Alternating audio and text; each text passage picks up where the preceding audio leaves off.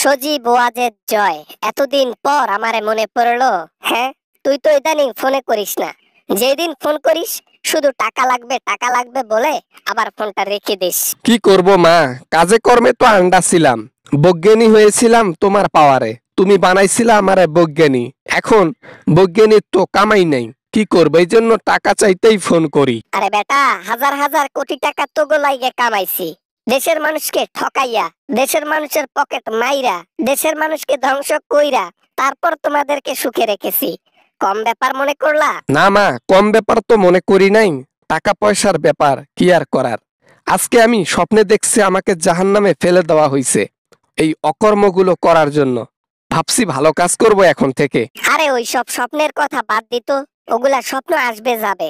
জাহান্নাম বলে কিছু আছে নাকি? হ্যাঁ, আমাদের আবার আল্লাহ খোদা আছে নাকি? আমরা ওগুলারে ভয় পাই? হ্যাঁ, কি বলিস তুই এগুলা? দূর, বাদ দে। ক্ষমতার টাকার গরমে ভুলেই গিয়েছিলাম যে আমি একজন মুসলমান, আর আজকে সেটার প্রমাণ পাইলাম। যখন জাহান্নামে নিক্ষেপ করেছিল তখন নিজেকে টিকিয়ে রাখতে পারি নাই, শাস্তি এত করা। আজে বাজে কথা বলিস না। ফোকাস কর কিভাবে ক্ষমতায় যাব। প্ল্যান কর কিভাবে বাংলাদেশে ঢুকলে ভালো হবে। প্ল্যান কর বাংলাদেশের মানুষকে কিভাবে আবার ঠকানো যাবে। এগুলা প্ল্যান কর, আজে বাজে জিনিস মাথা ঝাড়। একটা মুহূর্তের জন্য মনে হয়েছিল যে আমি মনে হয় সত্যি সত্যি জাহান্নামে চলে গিয়েছি।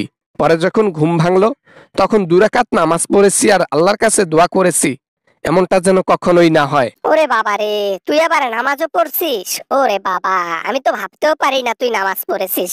ভালোই হয়েছে নামাজ পড়েছিস। এগুলা বাদ দিত, পয়েন্টে আয়, পয়েন্টে আয়। বাংলাদেশে কেমনে ঢুকবো? মা, আমি যতই ভালো কথা বলার চেষ্টা করি না কেন, তুমি কিন্তু আমাকে খারাপ পথে নিয়েই যাইতেছ।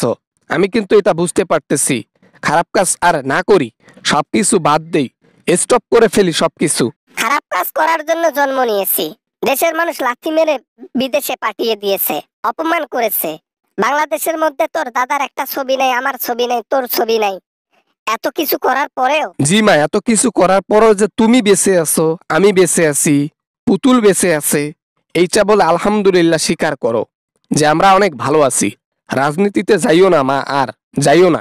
স্বপ্নে দেখেছিস তোকে জাহান্নামে ঠেলে দিয়েছে আল্লাহ, আর আজকে সকাল সকাল আমাকে ফোন করে ভালো মানুষের কথা বলছিস। মাথা গরম করিস না, এগুলা বাদ দে। তুই ফোন করিস না আর আমাকে, আর এগুলা বলিস না।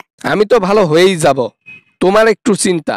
রাজনীতিতে আবার গেলে এবার আর ফিরতে পারবা না, চেষ্টাও করব না তোমাকে ফেরানোর। ভালো থাইকো মা।